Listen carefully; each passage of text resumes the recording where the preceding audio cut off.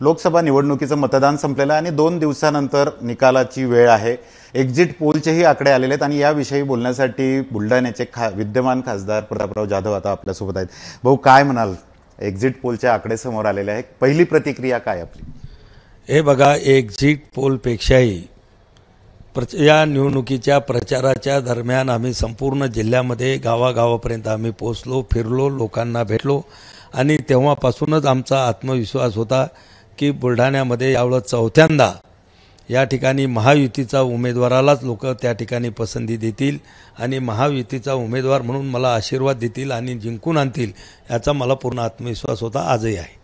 पण एक्झिट पोलच्या आकडेवारीनुसार राज्यामध्ये पक्ष आणि धनुष्यबाण चिन्हावर लढूनही शिंदेच्या शिवसेनेला फारसं यश मिळताना दिसत नाही, असं एक्झिट पोलचे आकडे म्हणतात। काय कारण असू शकतं? हे बघा, आता एक्झिट पोल काय म्हणतं हे नाहीये, पण खऱ्या अर्थानं बाळासाहेबांचे विचार, शिवसेनेचे विचार हे एकनाथराव शिंदे साहेबच घेऊन पुढे त्या ठिकाणी जात आहेत।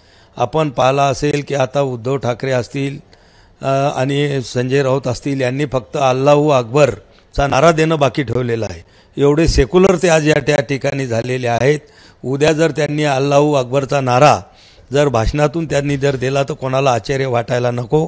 पण खऱ्या अर्थानं कडवे हिंदुत्ववादी विचारसरणी ही जी बाळासाहेबांची होती ती आमच्याजवळ आहे, आमचे नेते एकनाथराव शिंदे साहेबांकडे आहे आणि ती घेऊन आम्ही जातो। निश्चित त्याचा कौल आम्हाला या ठिकाणी भेटेल। नाही, पण एक्झिट पोलच्या आकडेवारीनुसार उद्धव ठाकरे आणि शरद पवार साहेबांना दोघांनाही सहानुभूती मिळते असं दिसतंय।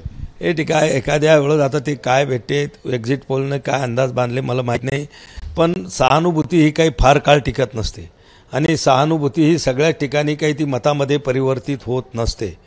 त्या ठिकाणी आपणही पाहतो की एखाद्या ठिकाणी दुःख घटना झाली, आपण भेटायला जातो, त्या ठिकाणी आपणही त्या ठिकाणी चेहऱ्यावरती दुःख आणून किंवा अश्रूचे 2 थेंब गाळून आपण मोकळे होतो, पण नंतर मात्र त्याच्याशी आपला पुढचा काही संबंध नसतो। म्हणून सहानुभूती हा काही दीर्घकाळ चालणारा विषय नसतो।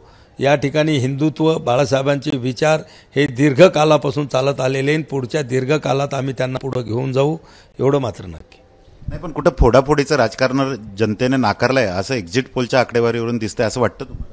नाही, असं हे बघा, फोडाफोडीच्या राजकारणात किंवा तुम्हाला या कारवाया असतील हे असतील असा काही विषय नाही आहे। जर या देशामध्ये ज्या लोकांनी गेल्या 70 वर्ष 65 वर्ष भ्रष्टाचार केला आणि त्यांच्यावर आता नरेंद्र मोदीच्या काळामध्ये कारवाया होत असतील किंवा ज्या लोकांनी आपला पक्ष स्थापन करत असताना स्थापनेच्या वेळेस असलेल्या विचारधारापासून ते लोक दूर गेलेत, अनैसर्गिकरित्या त्या लोकांनी करायला सुरुवात केली, तर निश्चितच निष्ठावान लोक त्या ठिकाणी बाहेर होतात। पक्ष कोणाच्या फोडण्यानं फुटत नसतो, तर ज्यांना कुठं त्या ठिकाणी पक्षामध्ये अस्वस्थता निर्माण होते, आपलं राजकीय भवितव्य असुरक्षित त्या ठिकाणी वाटतं, असेच लोक वेगळ्या ठिकाणी जाण्याचा प्रयत्न करत असतात। नाही, पण 2 पक्ष सोबत घेऊनही भाजप किंवा महायुतीला खूप फारसं यश मिळताना दिसत नाही, संमिश्र यश हे आकडेवारीवरून वाटतं। नाही, असं नाही, अनेक चॅनलचे काल आम्ही सर्वे पाहिलेले, त्याच्यातही 38-39 जागापर्यंत महायुतीला जागा त्या ठिकाणी दाखवलेल्या आहेत आणि 4 तारखेलाच नक्की या ठिकाणी स्पष्ट होईल। एक्झिट पोलचे अंदाज बऱ्याचदा चुकतात, काही एक्झिट पोलचे बरोबर येतात, काही चुकतात। आता तुम्ही पाहत असाल अनेक कंपन्यांनी सर्वे करून एक्झिट पोल दिलेले, मग सगळ्याचे सारखे आले का? फार मोठी तफावत त्या एक्झिट पोलमध्ये आज आहे। मग आता नेमका आज कोणाचा खरं आपण धरून चालायचं? आणि मग याच्यामध्ये ज्याच्या बाजूनं कौल एक्झिट पोलनं दिला तो म्हणतो तो सर्वे चांगला, ज्याच्या विरोधात दिला तो म्हणतो चुकीचा। पण खरं चित्र आता 2 दिवसावर आलेलं आहे, 4 तारखेला सायंकाळपर्यंत सगळं चित्र क्लिअर होईल। शेवटचा प्रश्न, बुलढाण्यात कुणाला यश मिळेल? हे बघा, बुलढाणा हा तुम्ही पाहिला असेल शिवसेना, भाजप आणि महायुतीचा हा गड आहे, होता आणि उद्याच्या निवडणुकीतही तो कायम राहील। तर नक्कीच बुलढाणा हा महायुतीचा गड आहे असं प्रतापराव जाधव यांची भावना आहे आणि त्यामुळे यश हे त्यांनाच मिळणार असंही त्यांचं वक्तव्य आहे। Cameraman Shantaram sir, doctor Sanjay Mahajan, ABP माझा, बुलढाणा।